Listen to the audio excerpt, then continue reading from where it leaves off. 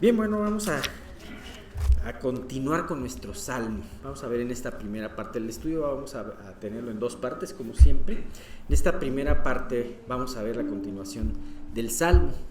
El salmo que ya estamos en, vamos a empezar precisamente la quinta sección de nuestro salmo. Estamos viendo el Salmo 119, que es el salmo más grande de todos y de hecho es el capítulo más extenso de toda la Biblia. Casi queda a la mitad del Nuevo y Antiguo Testamento, de todo lo que son los libros, todo lo que las páginas de toda la palabra de Dios.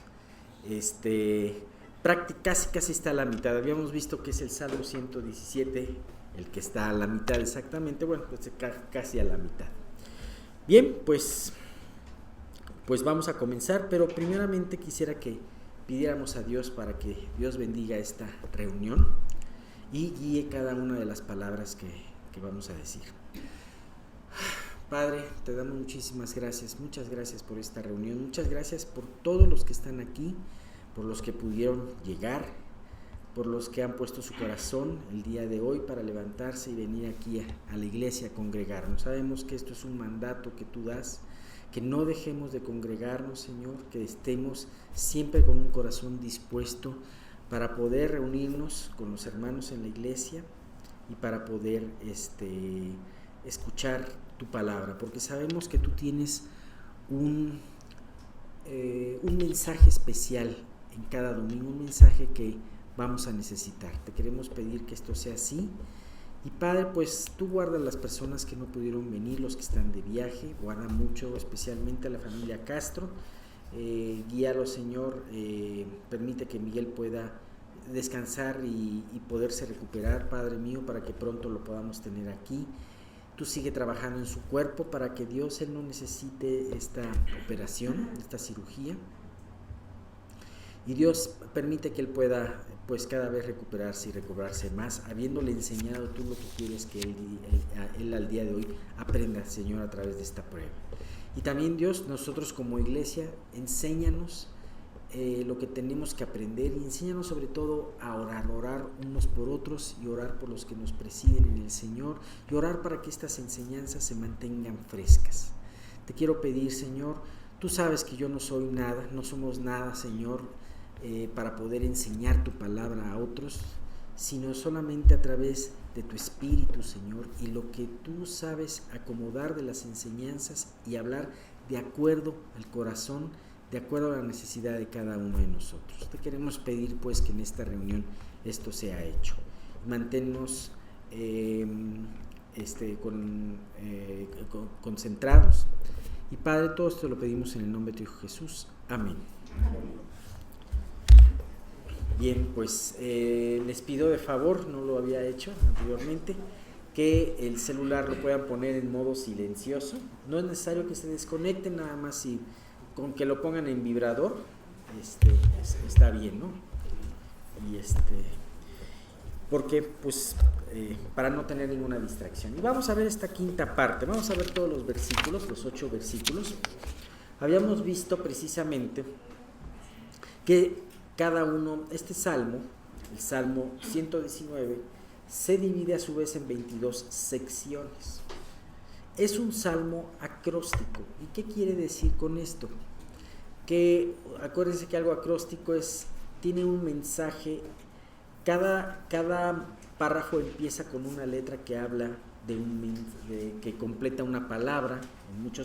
Hay muchos acrósticos que completan palabras, completan frases, y en este caso, y no es el único acróstico que encontramos en la palabra de Dios, también el libro de Lamentaciones es un poema acróstico, se completan las letras del alfabeto, las 22 letras del alfabeto hebreo. Es muy interesante esto porque cada una de estas secciones tiene también un significado. Habíamos visto que hay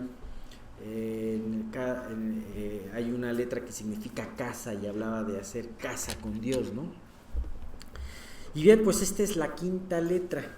La quinta letra la voy a pronunciar como si fuera en inglés he, como si fuera la palabra él, pero realmente no se pronuncia así, es H-E, la letra, ¿no? No sé si equivale, tengo la sensación de que equivale a la H nuestra, pero eso lo dejamos un poquito afuera porque no es algo comprobado, ¿no? Pero vamos a ver, estos versículos vienen del versículo 33 al 40, Salmo 119, 33 al 40. Y específicamente este salmo habla acerca de la palabra de Dios. El autor no aparece quién es.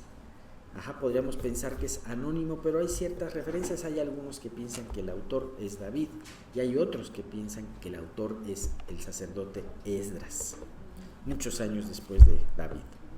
Y especialmente nos habla de la palabra de Dios.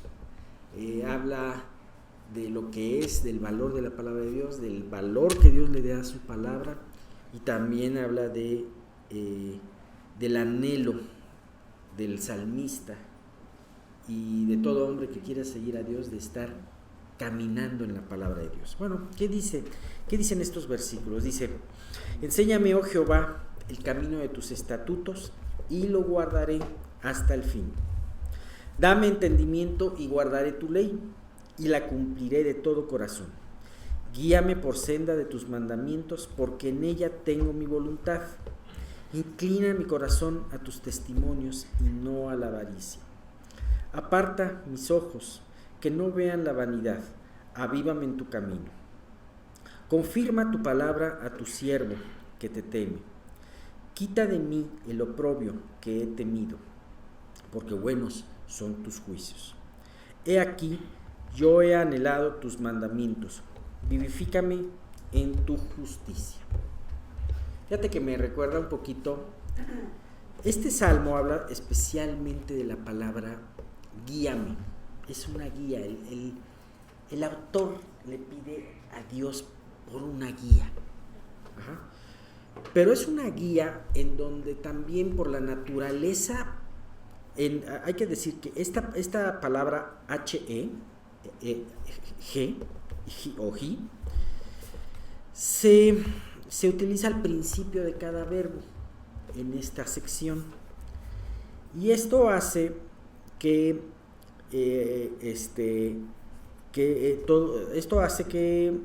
¿cómo se llama?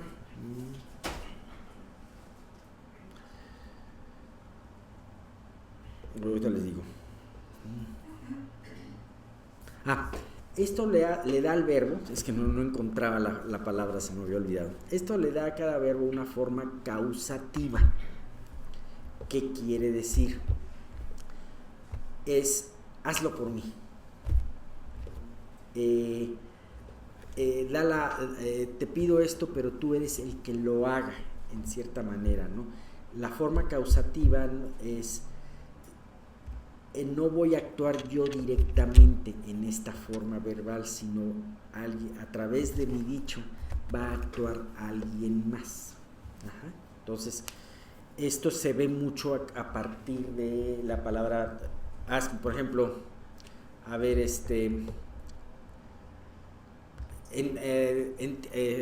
por ejemplo, dame entendimiento. En otras traducciones es hazme entender. Yo no voy a decir voy a tener entendimiento, voy a tratar de entender, sino más bien el salmista le está pidiendo a Dios: hazme entender. Hay algunas traducciones que lo tienen así, y en el hebreo se hace esa connotación, ¿no? Vemos que en otras partes de la palabra, lo hemos estudiado en otras partes de este mismo Salmo 119, en donde el salmista le está pidiendo a Dios que Él es el que haga el trabajo por él. Hazme entender, hazme andar, etcétera, etcétera, ¿no?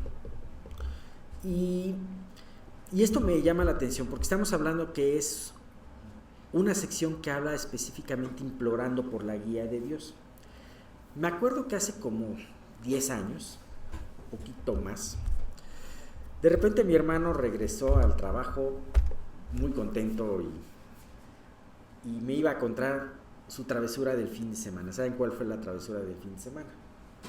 Él había contactado una experiencia especial en donde se iba a ir a un lugar cerca aquí de México y se iba a echar en parachute.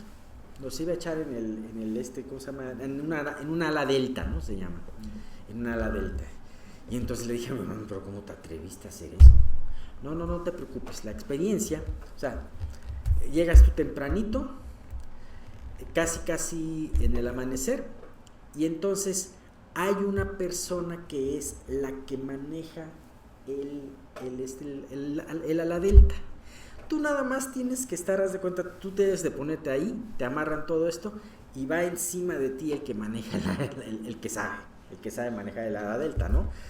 Dice que fue una experiencia preciosa, que quién sabe qué, y a mí me hubiera dado bastante miedo, pero me llamó mucho la atención, y esto me recuerda un poquito a lo que estamos tratando, o lo que trato de explicar a través de esto. Vamos a encontrar, como lo hemos visto en este salmo, varias cosas. Enséñame, dame entendimiento, guíame, inclina mi corazón, aparta mis ojos, confirma tu palabra, quita de mí el oprobio que he temido, vivifícame en tu justicia. Y vemos que esta parte de esta palabra H-E le dice, hazlo tú, guíame. Y esto nos lleva a entender cuál es la guía específica de Dios. Como este instructor del ala delta. Dios, solamente llévame. Haz el trabajo por mí. Esto es algo muy hermoso, fíjate. Aquí contiene varias cosas que él, el salmista, habla. Tenemos que tener en cuenta primeramente, así como mi hermano tenía el anhelo de ir y no le importó el domingo levantarse, porque también eso quedaba en Valle de Bravo. Entonces, para irte a Valle de Bravo y estar ahí a las 6 de la mañana, pues tienes que salir ¿a qué horas de aquí? Tienes que salir como a las 4 de la mañana. No le importó desmañanarse el domingo. No le importó el frío, los inconvenientes, las incomodidades o sea, a lo mejor uno dice, yo prefiero estar en mi cama el domingo, ¿no? No. Él anhelaba tener esa experiencia. De la misma manera el salmista anhela que Dios guíe su vida, anhela poder experimentar esa guía efectiva en su vida. Así que el salmista quiere guardar su palabra, lo anhela, cumplirla, ser vivificado. También reconoce que en la palabra de Dios, en hacer todo esto, está su voluntad. Y que además él no quiere seguir viviendo, como dice el versículo 36 y 37, él no quiere seguir viviendo en la avaricia, ni tampoco en la vanidad. Fíjate que esta parte del versículo 36 y 37 se me hace central en esta sección. Al rato lo vamos a ver. Bueno, vamos a ver nada más hasta el 36. Pero ¿qué fue lo primero que tuvo el salmista? El anhelo de hacerlo. El anhelo que a mi hermano lo hizo levantarse a las 4 de la mañana para ir a este lugar. Así, un mayor anhelo debemos de tener para poder ser guiados por Dios. Ahora, esto se llama un corazón dispuesto. Teniendo en cuenta este corazón dispuesto del salmista, también debemos de tener en cuenta y observar algo muy importante. A través de pedir esta guía, hazme entender, hazme caminar, hazme vivir. Él se da cuenta que por sí mismo no puede seguir a Dios. Fíjate que es un punto muy, muy importante. El hombre a lo largo de los años, a lo largo de las décadas, de alguna manera tratando de seguir a Dios o teniendo un celo muchas veces genuino por seguir a Dios, no se da cuenta que no puede seguir a Dios por sí mismo. Y entonces trata de imponerse medidas estrictas, estándares estrictos para poder seguir a Dios. Sin embargo, poco a poco se da cuenta que esos estándares, ni siquiera los estándares dispuestos por sí mismo, los puede seguir. Y entonces, ¿qué es lo que hace?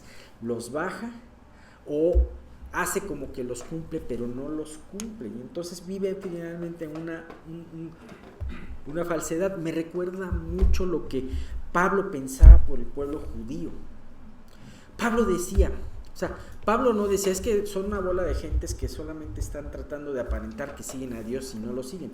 Ellos decían, Pablo decía, es que yo tengo un gran dolor por mi pueblo. Ellos en realidad tienen un celo por Dios.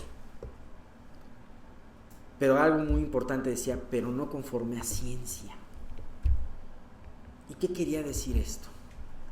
Pablo lo explica en lo siguiente que dice, porque habiendo conocido los mandamientos de Dios, lo voy a parafrasear, no los siguieron, los ignoraron y pusieron en vez de los mandamientos de Dios sus propios mandamientos. Fíjate que cuando estuvimos estudiando con mis hijos la historia de cómo se fue desarrollando la iglesia, y la iglesia en la Edad Media cayó en un bache muy fuerte. Hay muchas cosas que conocemos ahora que puedan ser a lo mejor muy aberrantes, pero yo estoy seguro que muchas de esas cosas comenzaron con una buena intención. Ciertos votos que la gente empezó a instituir, ciertas tradiciones, empezaron quizás con un corazón de querer seguir a Dios, de liberarse, de guardarse del pecado, de estudiar o su palabra, pero no estaban hechas conforme a ciencia. Y entonces muchos de esos ritos, dogmas, costumbres, dejaron a un lado la palabra de Dios. Y entonces fue esa la razón principal del fracaso. Entonces, aquí hay algo muy importante. Dice la palabra de Dios que si tú quieres seguirla, si tú quieres ser guiado por Dios, si tú quieres estar en sus estatutos, ahora sí que es un buen anhelo que tú tienes. Pero también nos advierte que es solamente a través del poder de Dios, a través de su Espíritu Santo, lo puedes hacer. ¿Sabes? Sabiendo esto, él tiene en cuenta un tercer aspecto. Estamos con dos aspectos. Primero el anhelo, después el reconocimiento de que no puedes. Y el tercero, con una gran manos a la obra, o manos más bien al reclinatorio, a tu lugar secreto con Dios. Con una urgencia, el salmista le pide al Creador que sea Él, o sea Dios, que lo lleve a cumplir todos estos anhelos de su corazón. Y es como si él le pidiera a Dios: Señor, con tu poder y sabiduría, oblígame a caminar en tus mandamientos. Fíjate esta palabra curiosa. Es un verbo que de alguna manera la H le da una especie como de obligación. Hazme. Cuando mi hermano estaba metido y suspendido ahí, y estaba el instructor arriba de él maniobrando, mi hermano no se podía soltar.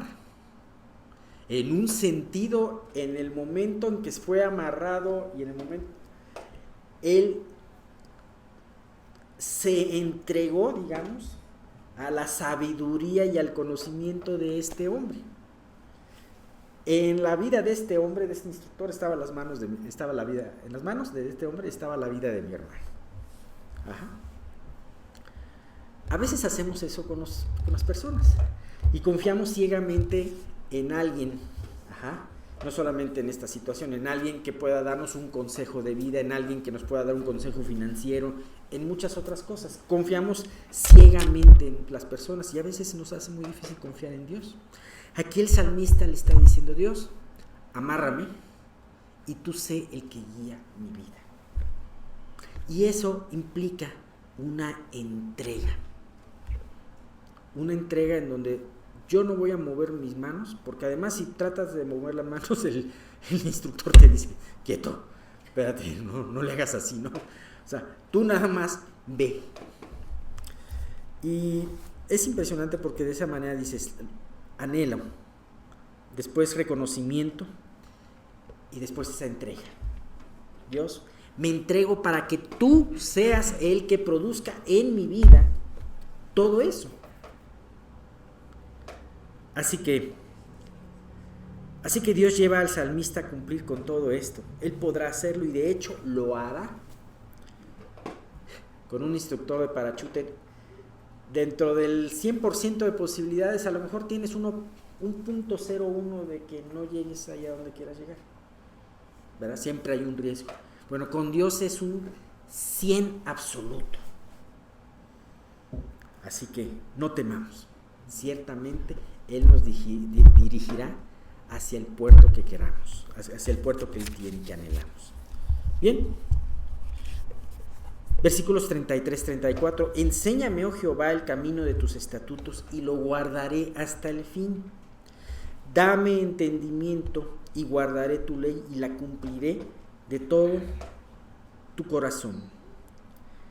Le dice dos cosas muy importantes: enséñame y dame entendimiento. Y es que es la verdad.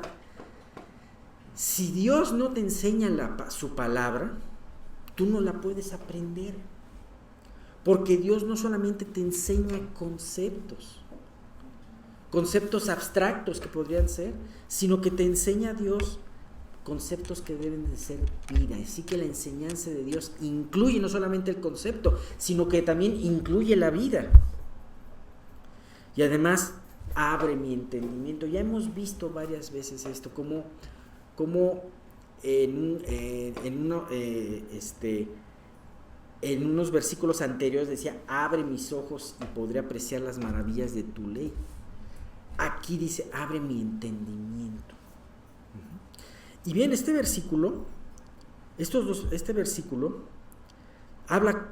tiene dos votos que él dice, en cierta manera.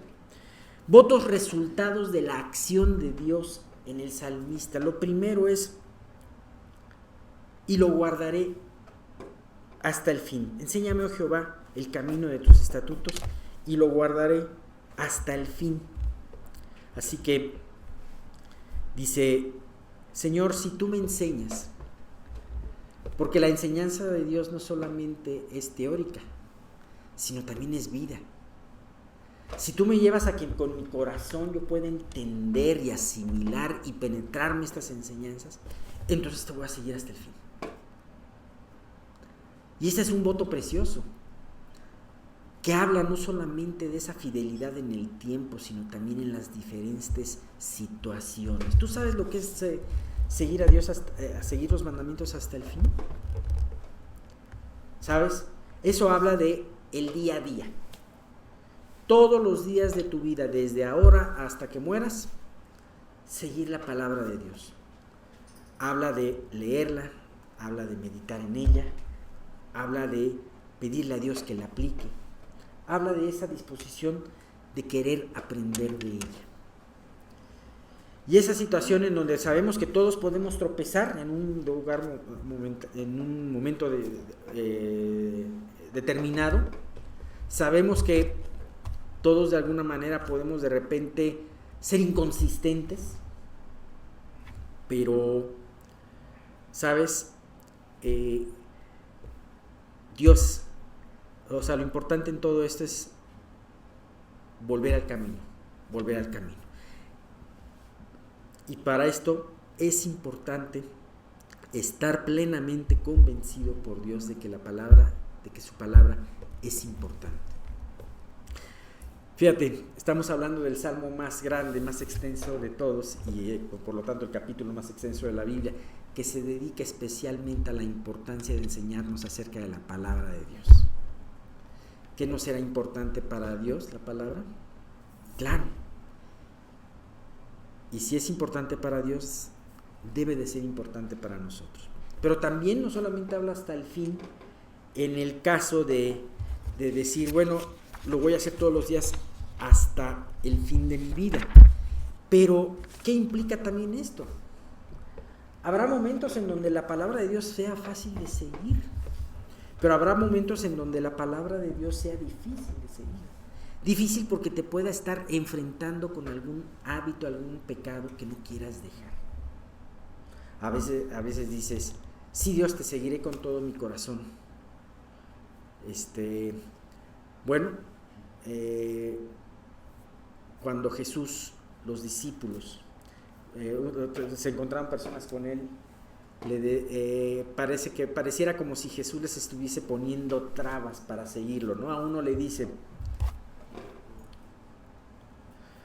las aves tienen sus nidos y los zorros sus madrigueras, pero el Hijo del Hombre no tiene dónde reposar la cabeza.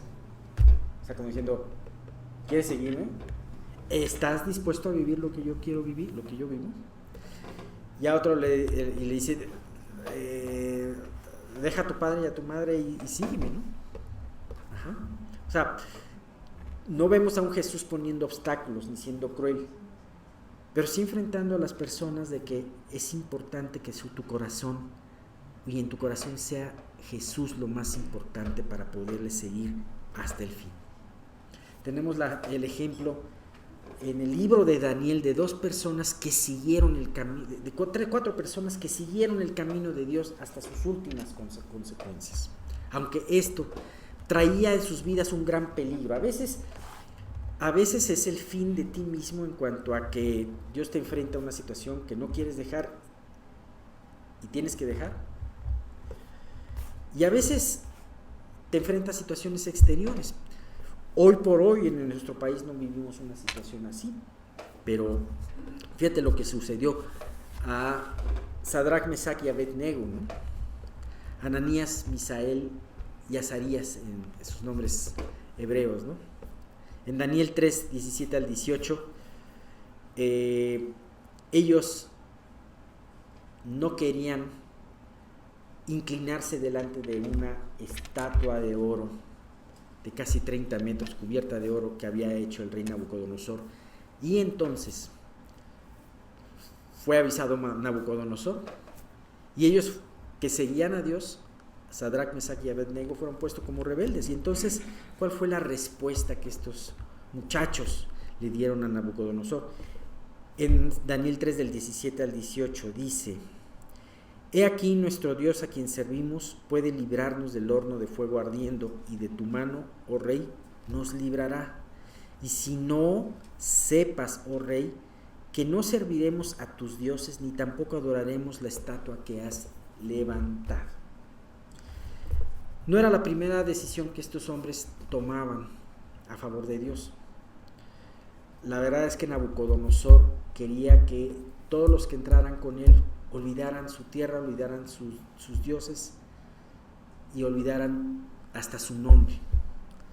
De hecho, los nombres de Daniel y sus amigos que tenían que ver con Dios, con el Dios Todopoderoso, fueron quitados y les fueron sustituidos por nombres que tenían que ver con los dioses de Babilonia. Ustedes ya saben esa historia, ¿no? Y bien, pues esta fue una situación. La otra situación se dio más tarde, ya con un Daniel ya anciano y con el rey Darío. Eso está en Daniel 6:10, en donde dice: cuando Daniel supo que el edicto había sido firmado. Esto habla de un momento en donde varios enemigos de Daniel querían sacarlo de la jugada, y entonces inventaron un edicto y dijeron: bueno, no vamos a poder hacer nada contra Daniel porque Daniel era íntegro, no vamos a poder culparlo sino solamente con respecto a la ley de su Dios. Y entonces ellos le pidieron al rey Darío, le dijeron: firma un edicto que no pueda ser revocado, en donde nadie haga petición alguna en los próximos 30 días, sino solamente a ti, ni a ningún dios, ni a ningún hombre, sino solamente a ti. Y entonces el rey Darío lo firmó, lo selló, y pues esto le iba a costar la vida a Daniel. ¿Qué fue lo que hizo Daniel? Cuando Daniel supo que el edicto había sido firmado, entró en su casa, y abiertas las ventanas de su cámara que daban hacia Jerusalén, fíjate, ni siquiera cerró las ventanas, se arrodillaba 3 veces al día y oraba y daba gracias delante de su Dios como lo solía hacer antes. Aquí estos 4 hombres llevaron el amor a la palabra hasta sus últimas consecuencias. Unos, en el caso de los 3 muchachos, Sadrach, Mesach y Abed-Nego, para no ir en contra de un mandamiento muy importante, que es adorar a su Dios, únicamente a Él. Y Daniel, un mandamiento muy importante de no dejar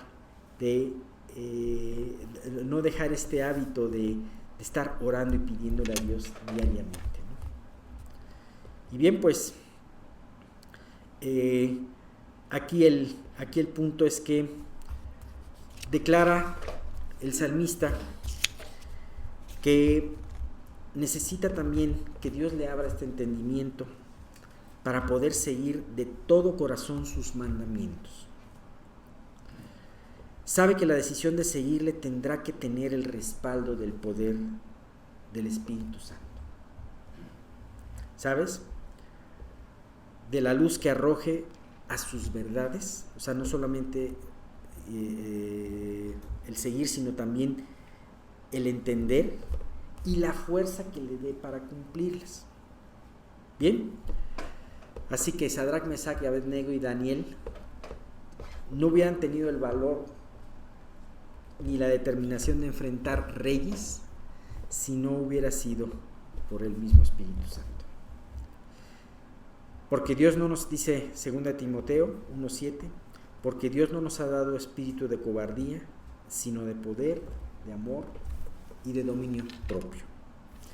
Bien, pues vamos a quedarnos hasta aquí. Entonces es muy importante, nos faltó más que ver, pero vamos a cortar ahorita aquí. Pero es muy importante que tú tengas en tu mente esta idea. ¿Tienes estas situaciones que Dios está invitando a hacerte? ¿Tienes el anhelo de seguirle? Qué bueno. Reconoce entonces que no lo puedes hacer.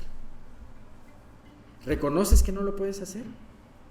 Entonces, pídele a Dios con una dulce entrega de que Él lo haga en ti. Como ese instructor de ala Delta, dirija a Él tu vida y pues tú de alguna manera estés dispuesto, pero amarrado a Él. Bien, pues con esto terminamos y ahorita continuamos con otro estudio. Perfecto. Bueno, pues vamos a continuar con el estudio de Malaquías. Estábamos viendo acerca de el recriminar de Dios a los sacerdotes. Vemos que esto es algo que Dios hace con el pueblo de Israel en este libro, en el libro de Malaquías. Vemos que Dios empieza con los líderes, empieza con los sacerdotes y los enfrenta a ese desdén, a ese menosprecio que ellos tenían por los sacrificios, por las ofrendas. Y ellos estaban no viendo su pecado, parte con cinismos, parte también con esa ceguera espiritual, diciendo, bueno, ¿y en qué te hemos menospreciado? Y algo que empieza Dios aquí, muy importante a decir, en esta segunda parte que estamos viendo del capítulo 1, es: ustedes no han estado honrando mi nombre, han menospreciado el nombre. Hablábamos de la importancia que tiene el nombre de Dios, ¿no? Y bueno, pues hasta ahí nos habíamos quedado y vamos a ver cómo retoma Dios toda esta enseñanza. Decía Dios, a ver, ustedes le presentarían esta ofrenda a su gobernador, a su príncipe. No les daría vergüenza, no se las desecharía a su príncipe.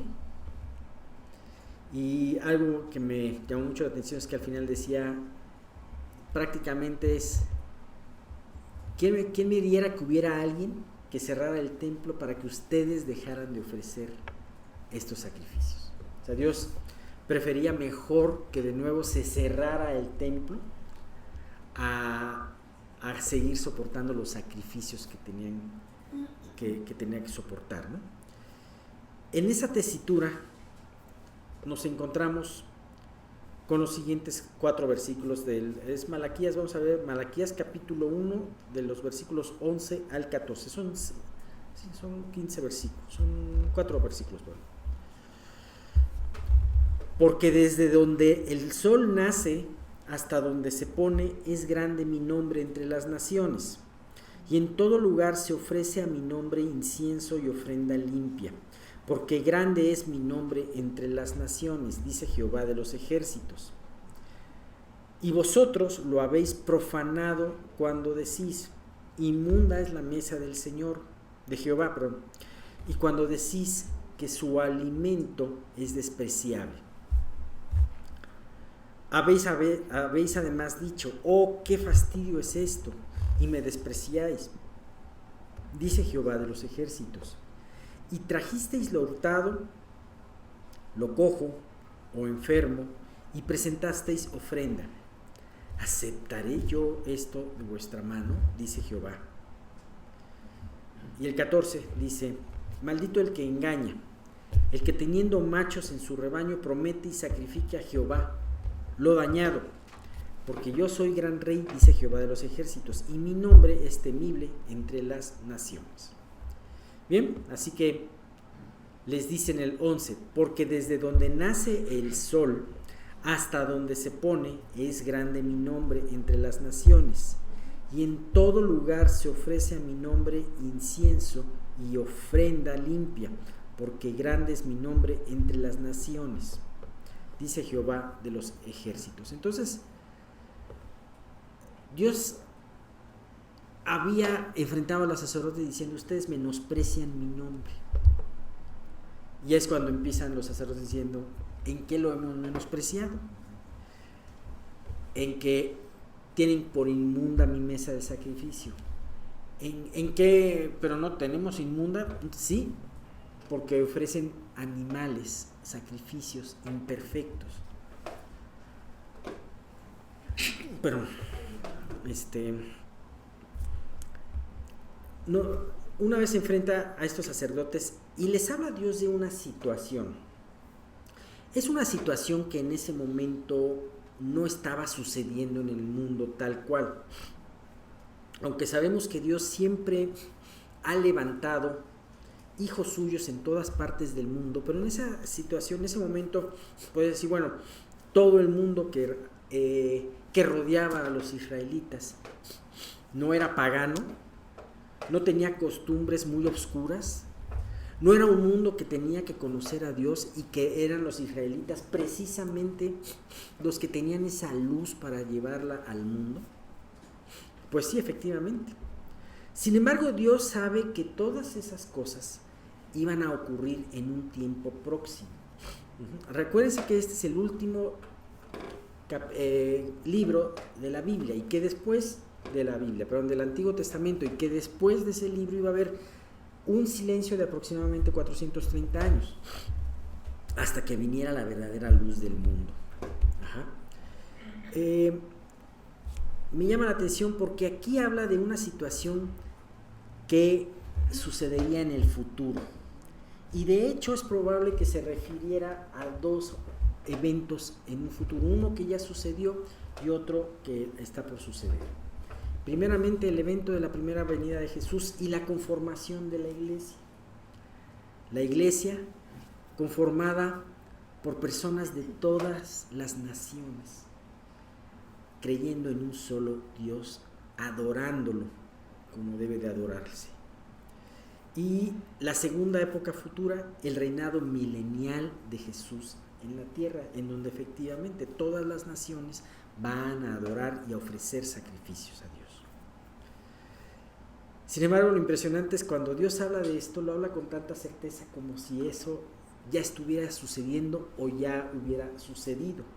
Tenemos en cuenta lo que dice Romanos 4:17, cuando habla de la promesa que Dios le hizo a Abraham. Dice, como está escrito, te he puesto por padre de muchas gentes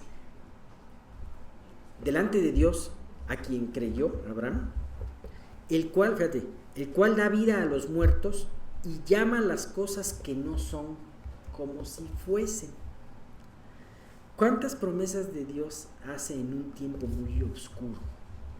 Me tiene a la mente, por ejemplo, el libro de Jeremías. Jeremías, una vez Dios le dijo, mira, va a venir un sobrino tuyo y te va a pedir que le compres un terreno que está precisamente en un lugar donde está ahorita el ejército de Nabucodonosor. Ajá. Ah, qué buen negocio, ¿verdad? Ese terreno no valía nada. Sin embargo, Jeremías se lo compra con su justo precio. Jeremías estaba en la cárcel. Ese dinero seguramente pudo haber sido vital para él. Sin embargo, la orden de Dios era explícita: cómpraselo. Jeremías lo compró y después dijo: Señor, ahora sí no entiendo. Y entonces, en base a eso, Dios le da una promesa de que la tierra iba a ser una vez más de nuevo ocupada por los israelitas. ¿Ven? Llama a las cosas que no son como si fuese. Eso me hace pensar mucho en nuestras vidas y en la vida de cómo nos vemos nosotros a nosotros mismos. Definitivamente Dios no quiere que nos veamos nosotros con soberbia, pero muchas veces podemos estar viendo tanto nuestras debilidades y nuestros defectos y nuestras limitaciones que dejamos de ver a Dios en nuestras vidas. ¿Sabes? Cuando tú pienses, ciertamente tú puedes decir: es que yo no valgo nada. Ciertamente no vales nada sin Cristo, pero Cristo murió por ti. Para Él eres importante. Para Él eres de especial tesoro. Él ve en tu vida lo que tú todavía no ves, y eso es algo grandioso. Así que Dios dijo lo que era en realidad: su nombre es grande en toda la tierra. Y aquí lo contrasta, como decíamos, grandemente con lo que decía los sacerdotes en ese versículo 6, que menospreciáis mi nombre y decís: ¿en qué hemos menospreciado tu nombre? Así que mientras los líderes del pueblo de Dios menospreciaban su santo nombre, Dios declara que todas las naciones del orbe lo honrarían y lo adorarían. Serían estas naciones los que se convertirían en aquellos verdaderos adoradores que adorarían a Dios en espíritu y en verdad. Bien, fíjate que pocos años después, bueno, aproximadamente 400 años después, los descendientes de estos sacerdotes serían destituidos del cargo que Dios les había dado. Ellos ya no ministrarían delante de Dios, ya no estarían a cargo de las cosas santas, porque ellos siguieron sistemáticamente negando a Dios, negando su nombre, participando de otras doctrinas, participando de muchas otras cosas. Claro, dentro de todos estos sacerdotes y religiosos hubo sus excepciones, pero sin duda alguna, como pueblo, como gremio, por así decir, ellos fallaron. Sin embargo, iba a darse el tiempo, ese tiempo y esa era en donde Dios iba a darles a un pueblo que no es pueblo, a un pueblo que era menospreciado, el pueblo de las demás naciones, les iba a dar el cargo de ser esos verdaderos adoradores. ¿Sabes esta parte que dice los verdaderos adoradores? Llegará el tiempo en que los verdaderos adoradores adorarán a Dios en espíritu y en verdad. ¿Sabes a quién se lo dice Jesús? A la samaritana. No se lo dice a los doctores de la ley, se lo dice a una samaritana que efectivamente se convirtió en una verdadera adoradora y que por su vida de adoración llevó a todo su pueblo a conocer a Jesús y a convertirse en ellos, en esos verdaderos adoradores. Samaritanos que eran menospreciados. Ellos no menospreciaron el nombre de Dios. Y bien, tarde o temprano este menosprecio los llevaría a ser sustituidos. Dice esto se cumplió en esa parábola de los labradores malvados en Mateo 21 del 40 al 43. Dice: cuando venga pues el Señor de la viña, ¿qué hará a aquellos labradores? Fíjate, Jesús da la parábola, le pregunta a los religiosos y los religiosos mismos le contestan su propia sentencia. Dice: a los malos destruirá sin misericordia y arrendará su viña a otros labradores que le paguen el fruto a su tiempo. Jesús les dijo: ¿nunca leísteis en las Escrituras: la piedra que desecharon los edificadores ha venido a ser cabeza del ángulo? El Señor ha hecho esto y es cosa maravillosa a nuestros ojos. Por tanto, os digo que el reino de Dios será quitado de vosotros y será dado a gente que produzca los frutos de él. Bien, qué impresionante, eso iba a suceder en tan solo unos pocos años. Estos sacerdotes no corrigieron, estas personas, estos líderes no honraron el nombre de Dios y terminaron siendo depuestos. Y hasta la fecha. ¿Qué más nos dice la palabra de esto? La palabra nos dice que también podamos ver en este versículo la referencia al reinado milenial de Jesús en la tierra, en donde todas las naciones vendrán al santuario del Señor y ofrecerán de todo corazón esas ofrendas de olor agradable a nuestro Dios. Así que, qué hermoso este versículo. Desde donde el sol se mete, sale hasta donde el sol se mete, el nombre de Dios va a ser grande entre las naciones. ¿Qué diferencia hubiera sido si el pueblo de Israel hubiera entendido esto? Que su misión en esta tierra era hacer grande el nombre de Dios en las naciones. Qué importante es que nosotros como su iglesia no perdamos de vista esto. Hacer grande el nombre de Dios y el nombre de su ungido de Jesús delante de los demás, delante de las personas que te rodean. Bien, versículos 12 y 13. Y vosotros lo habéis profanado cuando decís: inmunda es la mesa de Jehová, y cuando decís que su alimento es despreciable. Habéis además dicho: oh, qué fastidio es esto, y me despreciáis, dice Jehová de los ejércitos, y trajisteis lo hurtado, lo cojo, lo enfermo, y presentasteis ofrenda. ¿Aceptaré yo esto de vuestra mano? Dice Jehová. Dios vuelve a insistir, una vez que habla de que su nombre es grande de las demás naciones, delante de las demás naciones, una vez vuelve a insistir acerca de esta nefasta actitud de sus sacerdotes hacia el nombre de Dios y las ofrendas. Habla de que profanaron esos sacrificios, es decir, los hicieron viles. Si vamos al libro de Levítico, por ejemplo, podemos ver el cuidado y todas las indicaciones minuciosas que Dios les da al pueblo de Israel acerca de las ofrendas. Cómo debería de ser la ofrenda, qué es lo que se debería de dar, cómo se debería de dar, en qué tiempo se debería de dar, etcétera, etcétera. Y en una y en otra ocasión dice: es cosa santísima. Habla de esa santidad. Ahora vemos a estos sacerdotes que, como decíamos la vez pasada, le dan el roperazo, ¿no?, a Dios. Le dan no le dan lo mejor, y no solamente le dan lo que les sobra, sino aún hasta le dan lo que les estorba, como vamos a ver en el capítulo 14. Teniendo cosas buenas, le dan lo malo, de mala calidad. ¿Qué fue lo que sucedió en el corazón de estos hombres? Vamos a vernos y vamos a enfocar un poquito quiénes eran ellos. Nos encontramos, como habíamos dicho, históricamente en la época después de la cautividad de Babilonia.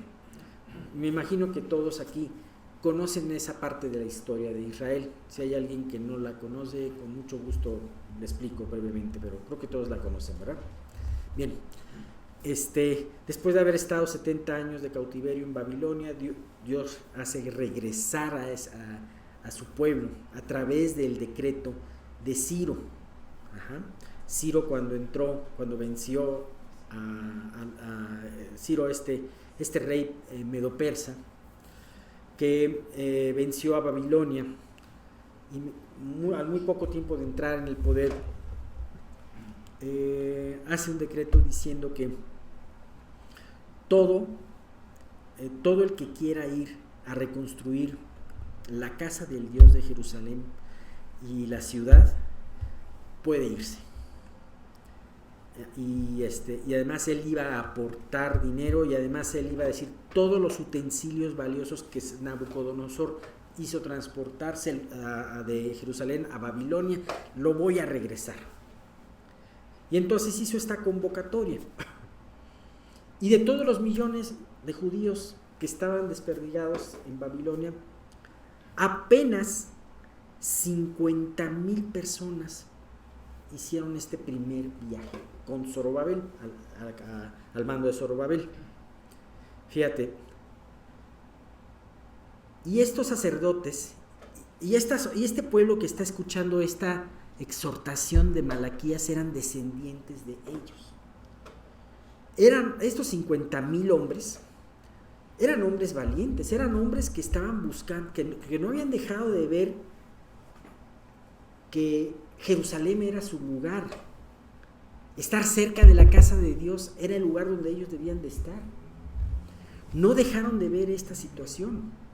Las comodidades, la vida hecha ahí en Babilonia, no fue un impedimento para que estos hombres tomaran todos sus enseres, caminaran por un camino largo y peligroso y se fueran a un lugar desprotegido y hostil por los vecinos que vemos ahí. Tú puedes corroborar todo esto que estoy diciendo en los libros de Esdras y Nehemías. Ahora, ¿por qué lo hicieron? Porque ellos tenían su mirada en el lugar correcto. Buscad las cosas de arriba donde está Dios sentado, Cristo sentado a la diestra de Dios. Poned tu mira en las cosas de arriba y no en las cosas de abajo. ¿Sabes?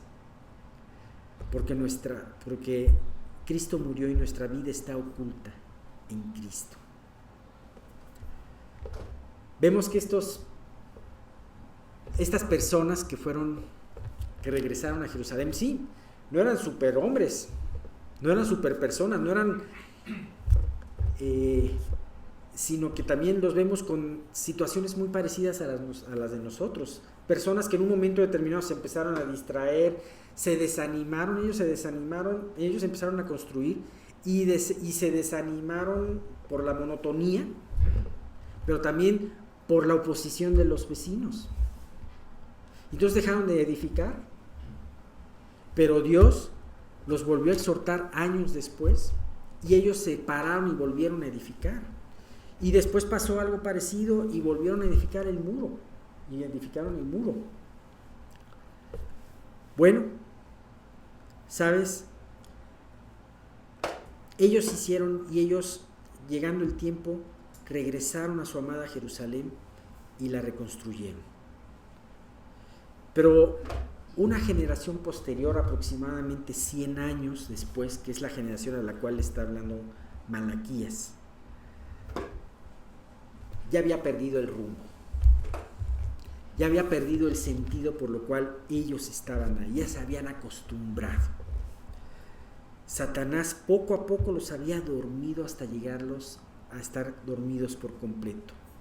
Dejaron de poner sus ojos en Dios y su gozo en Dios y vivieron por lo que les daba el día a día, quizás por el evento. Entonces, ¿qué es lo que pasa cuando una persona pierde esta visión? Dejas de tener entusiasmo en lo que debería de ser lo más importante para ti. Seguramente este enfriamiento comenzó de una manera muy sutil, como todos los enfriamientos. Quizás ellos no quisieron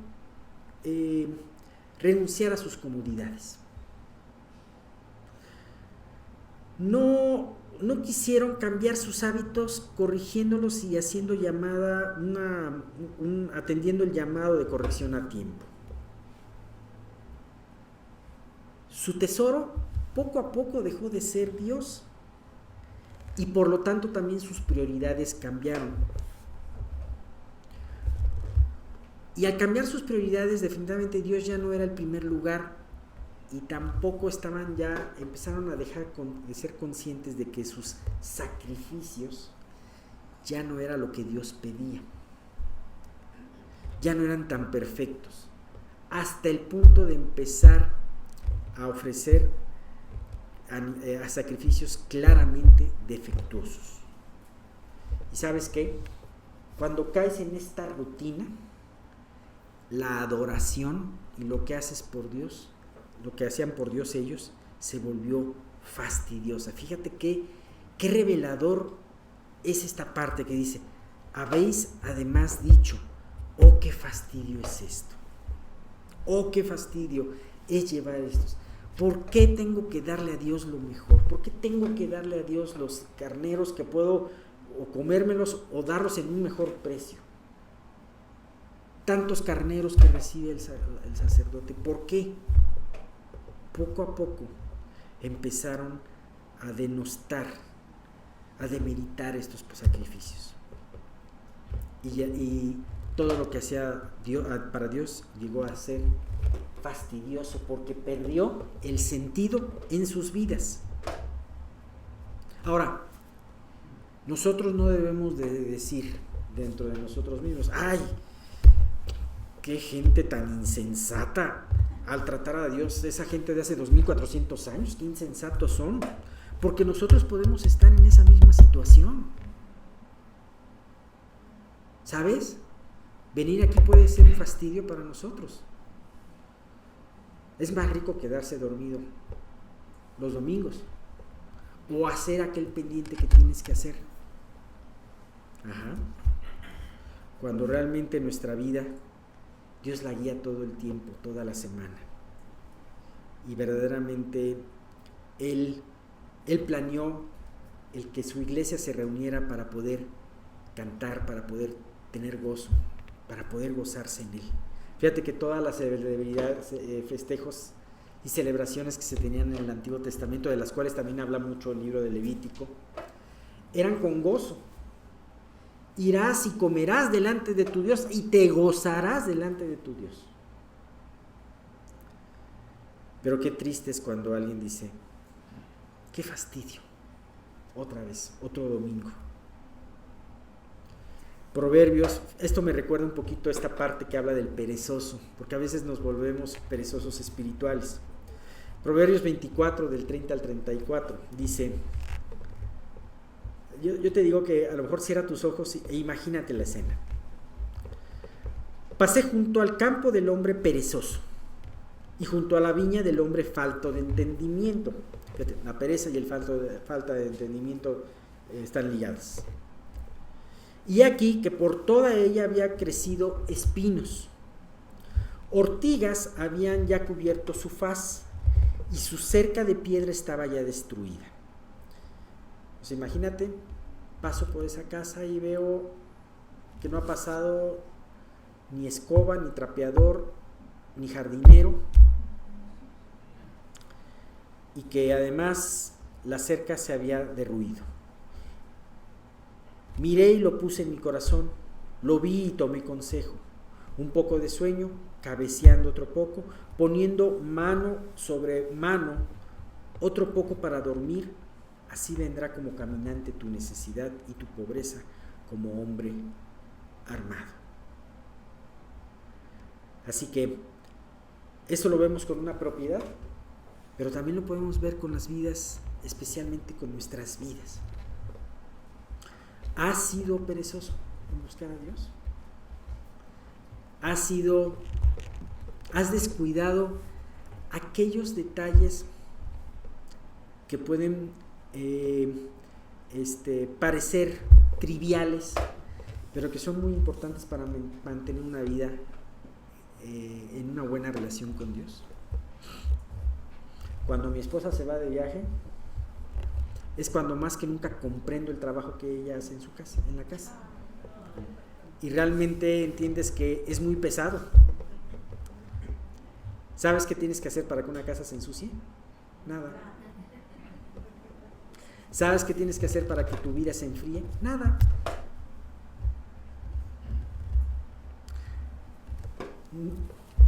Una vida de esta manera es una vida abandonada. Una vida que agrada a Dios y que nos está exhortando el profeta Malaquías es una vida de trabajo. Finalmente, versículo 14. Y siempre había visto hasta acá, en todo el capítulo 1, una recriminación, un reclamo de Dios hacia el pueblo. Sin embargo, en este versículo 14 cambia del reclamo a la sentencia, y es una sentencia en donde él maldice. Maldito el que engaña, el que teniendo machos en su rebaño, promete y sacrifica a Jehová lo dañado, porque yo soy gran rey, dice Jehová de los ejércitos, y mi nombre es temible entre las naciones. Vamos a comenzar un poquito al revés este versículo. Mi nombre es gran rey, dice Dios, y mi nombre es temible, porque yo soy gran rey, dice Dios, y mi nombre es temible delante de las naciones. Acuérdate lo que vimos en el versículo 11. Desde donde se pone al sol hasta donde se oculta, el nombre de Dios es grande. Y claro que es grande.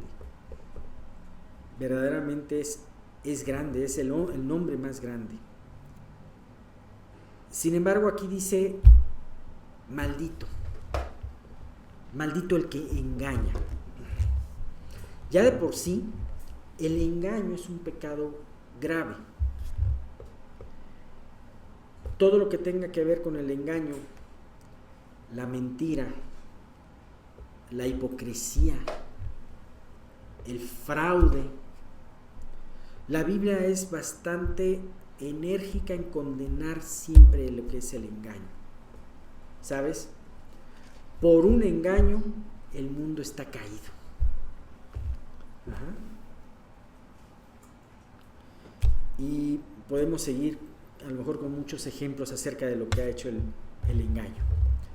Sin embargo, esto es un engaño metido en la adoración hacia Dios. Eso es algo muy grave. Ajá.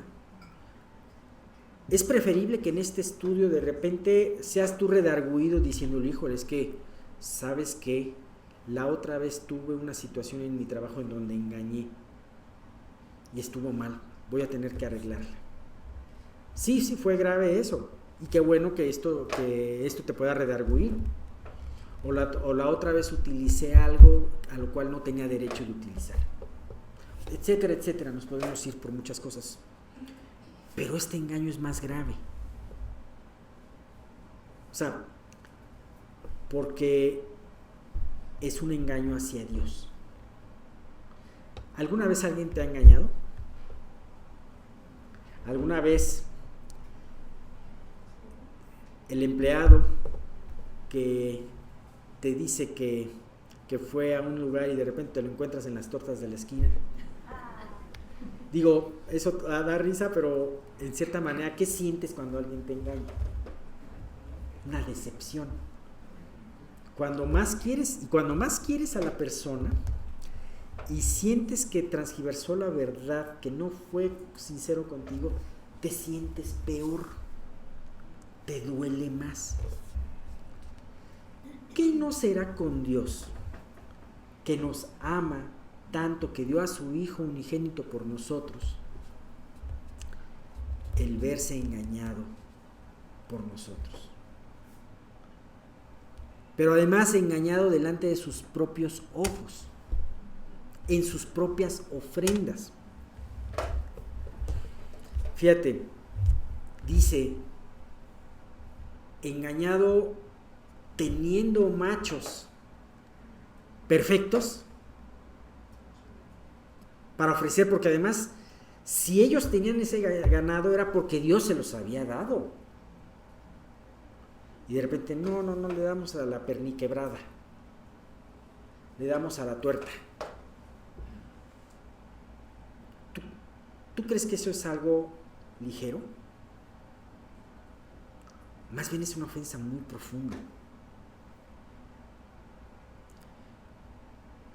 ¿Tú piensas que es algo, cualquier detalle? No, es algo muy grave delante del Señor. Y esto me recuerda mucho a un ejemplo que sucedió muchos años después, en la época de los apóstoles. Ustedes han oído el nombre de Ananías y Zafira.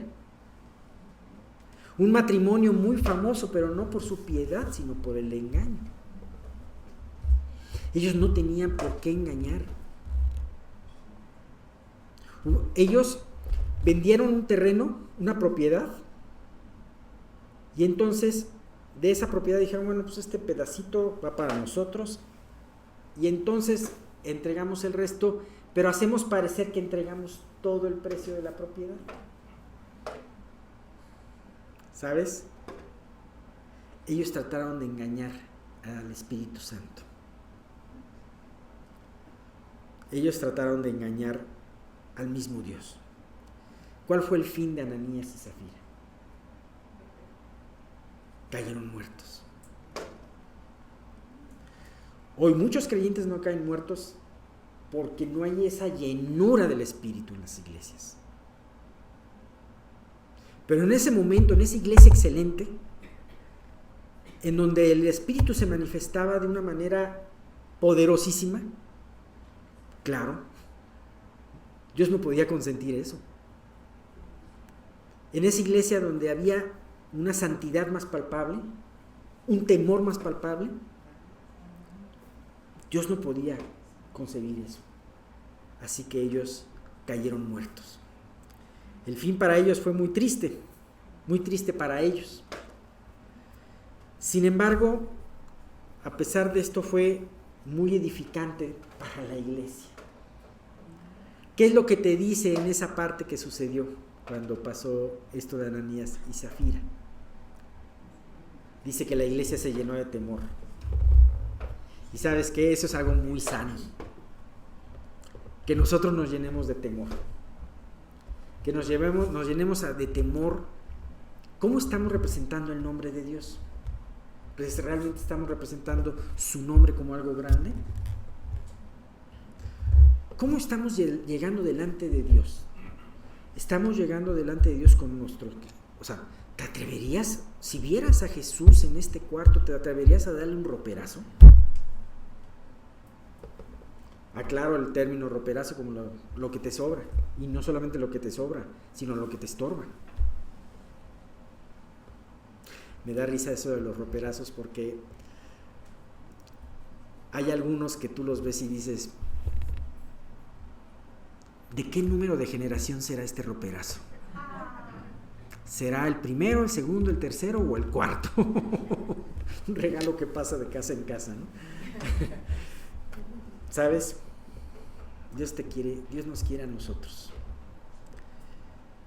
Ni siquiera quiere a lo nuestro, porque lo nuestro Dios nos lo dio. Nos quiere a nosotros. Fíjate, Hebreos dice esto algo muy importante. El que viola, dice Hebreos 10 del 28 al 31, el que viola la ley de Moisés por el testimonio de 2 o 3 testigos muere irremisiblemente.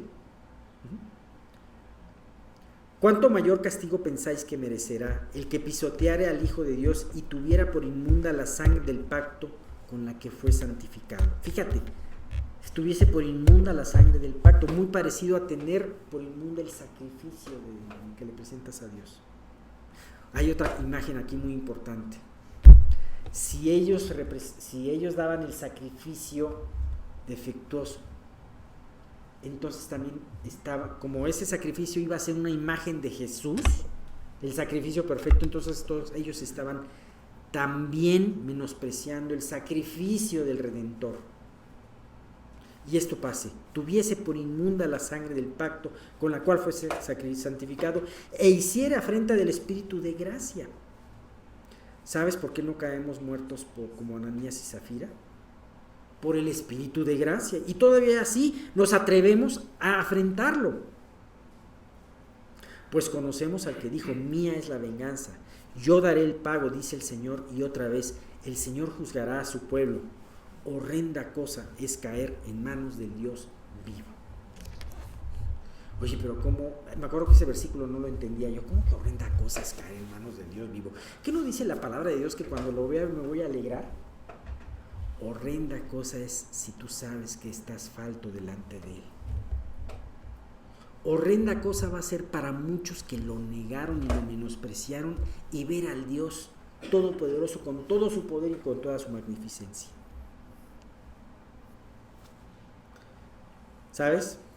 Un gran pecado, además de todo esto, un gran pecado en el que podemos caer es no cumplir con lo que hemos prometido delante de Dios. Hablando de Ananías y Zafira, más les hubiera convenido a ellos el decir: mira, entregamos parte porque nos queremos quedar con una parte. No hubiera habido ningún problema. O simple y sencillamente: no estamos listos para entregar todo esto, no lo hago.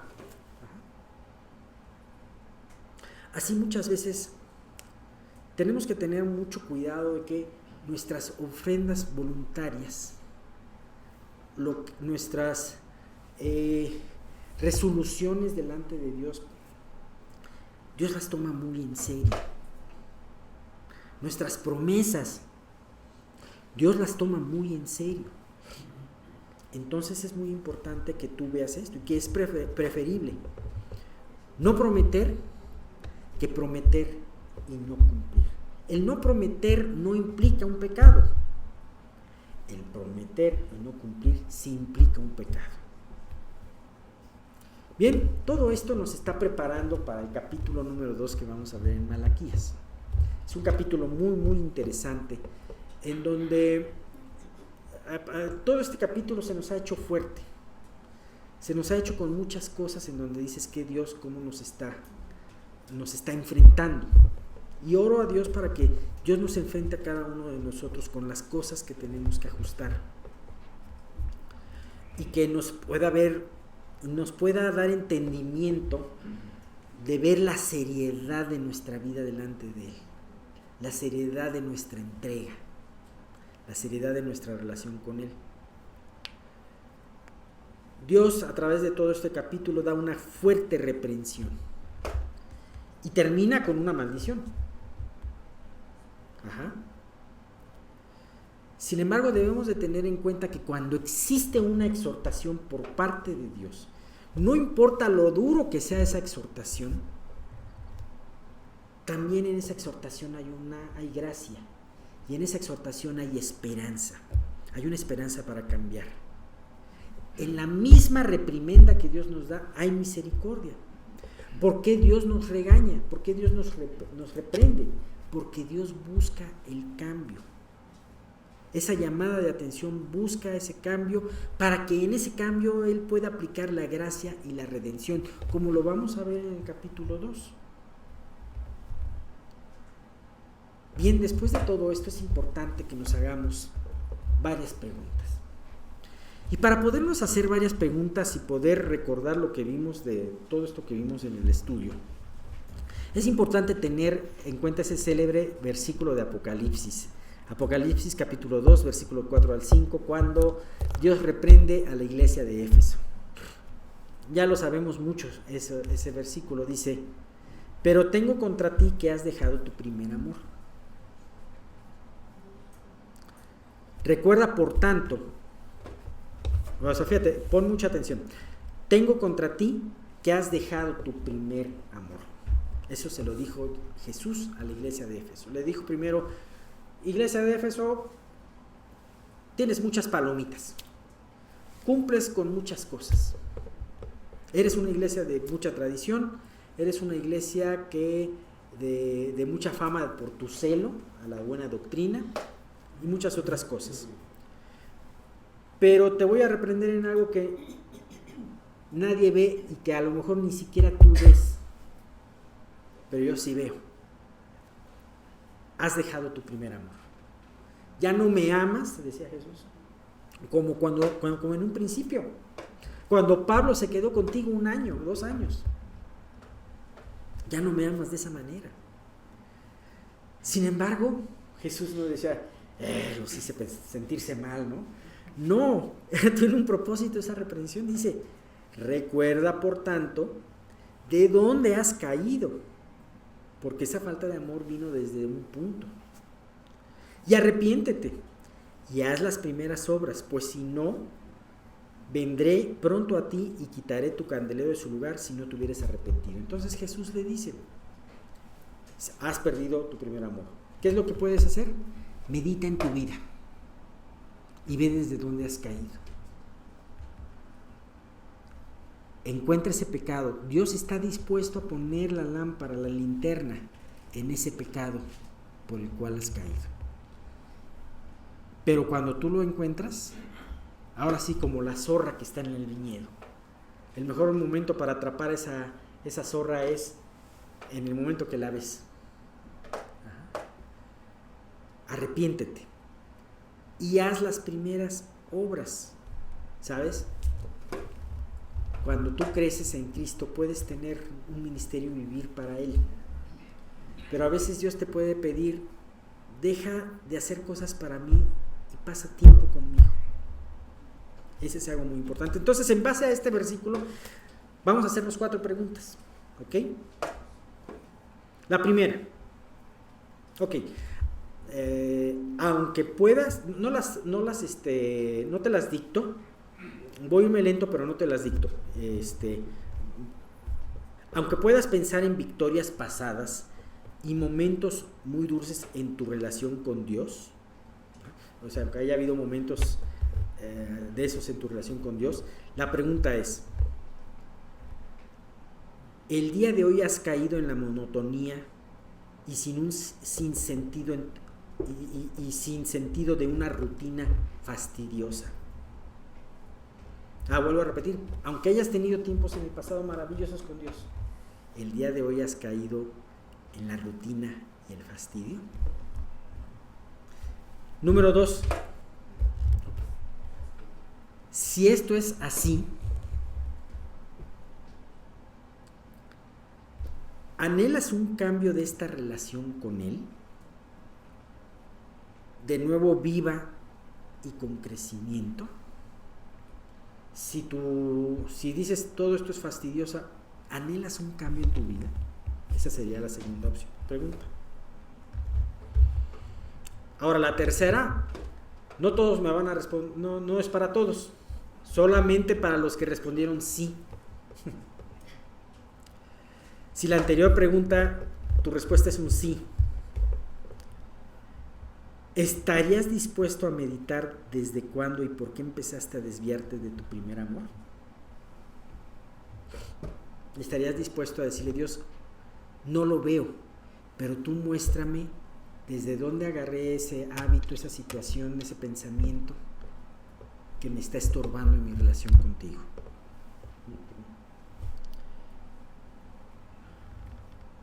Por último,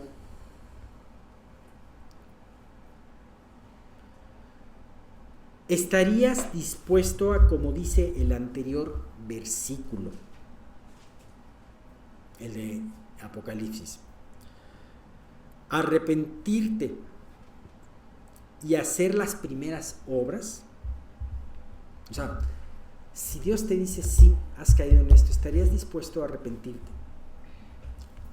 Arrepentimiento, cambio de dirección y hacer las primeras obras. Las obras que hace mucho tiempo no haces con... A los varones muchas veces decimos, oye, tienes muy poco tiempo para pararte en un puesto de flores y comprarle una flor a tu esposa. Esa es las primeras obras, ¿no? De novio no costaba trabajo. Pero ¿sabes qué? Esas son las primeras obras. Buscar al Señor, aquel, como dice Amós, que hizo el Orión y las Pléyades. Recrearte en Él. Y no, fíjate, algo muy importante, recrearte en Él por Él. y no recrearte en en las expectativas que tienes de Él o en sus bendiciones. Porque muchas veces nos recreamos y pensamos que estamos bien porque tenemos una expectativa de Dios. Y cuando Dios no cumple esa expectativa, porque nuestros caminos no son como sus caminos, entonces nos enojamos con Dios. ¿Sabes qué? Por eso dice, vuelve a tu primer amor. Reflexiona dónde te caíste, desde dónde te caíste y arrepiéntete y haz las primeras obras. Fíjate, algo parecido dice Amós, para terminar. Amós capítulo 5 versículos 4 al 8. Pero así dice Jehová a la casa de Israel. Fíjate, buscadme y viviréis. Y no busquéis a Betel, ni entréis en Gilgal, ni paséis a Berseba. Porque Gilgal fue llevada en cautiverio y Betel será deshecha. Fíjate que tanto Betel como Berseba como Gilgal fueron lugares importantes en la historia de Israel. En algunos lugares fueron puestos monumentos verdaderos de la fidelidad de Dios, como fue en el caso de Gilgal. Como fue en el caso muchos años antes en Jacob, en el caso de Betel, en donde Jacob hizo un voto en Betel. O en Berseba, en donde uno de los becerros estaba en Berseba y muchos pensaban que ese era Dios y iban ahí. Entonces Dios les dije, olvídense de todo eso. Lo bien aprendido o lo mal aprendido, olvídense. No lo busquen. Buscad a Jehová y vivid. No sea que acometa como fuego la casa de José y la consuma, sin haber en Betel quien lo apague. Los que convertís en ajenjo el juicio y la justicia echáis por tierra, buscad al que hace las Pléyades y el Orión. Y vuelve las tinieblas en mañana, y hace oscurecer el día como noche. El que llama a las aguas del mar y las derrama sobre la faz de la tierra. Jehová es su nombre. Un asunto y un propósito en este estudio y en este último libro de Malaquías es dejar a los oyentes con ese sabor de la grandeza del nombre de Dios. Así que meditemos en esto y verdaderamente busquémoslo a Él, no lo que nos ofrece a nosotros, no las expectativas que tenemos de Él. Muramos a todo eso y busquémoslo a Él. Y seguro estoy que a ninguno de nosotros nos dejará decepcionado. Bien, pues aquí terminamos por esta parte. Oh Señor nuestro, te damos muchas gracias por este tiempo. Gracias, Padre, porque nos enseñas al día de hoy este temor verdadero que debemos de tener delante de ti y delante de tu nombre. Te queremos pedir, Señor, que este domingo nos quedemos con estas enseñanzas y que podamos ver, Padre mío, a través de este pueblo que se ve insensato, Señor, estos sacerdotes y líderes que se ven insensatos, que te menospreciaban, y recordando que también todo aquel que es llamado por ti el día de hoy es un sacerdote, Señor. Hay un sacerdote tuyo. Padre, no caigamos en menospreciar tu nombre. Perdónanos por cuantas veces lo hemos hecho. Y Dios, pues te suplico de una manera muy especial que salgamos de esta reunión con ese temor sano, con este temor benigno, que es el temor de tu nombre.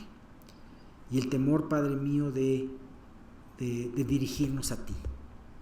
Señor, verdaderamente queremos pedirte que tú hagas de este pequeño grupo, de esta iglesia, Señor, lo que tú has pensado.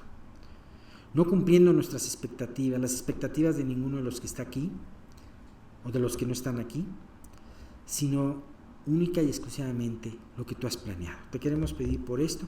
Y Señor nuestro, pues ahora también queremos poner delante de tu presencia, primeramente, la salud de Aldo. Señor, tú tienes su vida en tus manos. Tú eres el Dios que puedes tan solo con tu palabra sanar su vida. Pero tú tienes un propósito a través de esto. Ayúdale a Aldo a entender ese propósito. Y como podemos entender, probablemente sea el propósito primeramente de salvación. Así que Dios, te queremos pedir que tú traigas a la vida de Aldo lo que él necesita para reconocer que él te necesita, para reconocer, Señor, que él para reconocer que él te necesita, Señor, que él no te, primeramente que él no te tiene.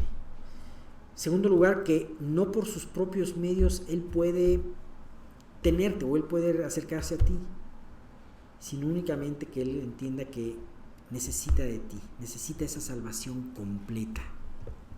Te queremos pedir por Aldo y que esta situación puedas tú traerla de una aflicción aparente a una gran bendición que está escondida. Y no solamente para Aldo, sino también para toda su familia, incluyendo a nuestro hermano Carlos, Señor.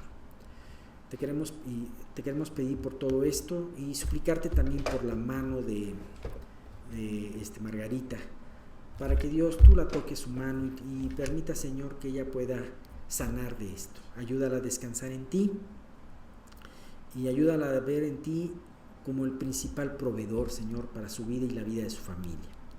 Guarda también, Señor, la vida de Alba Cristina.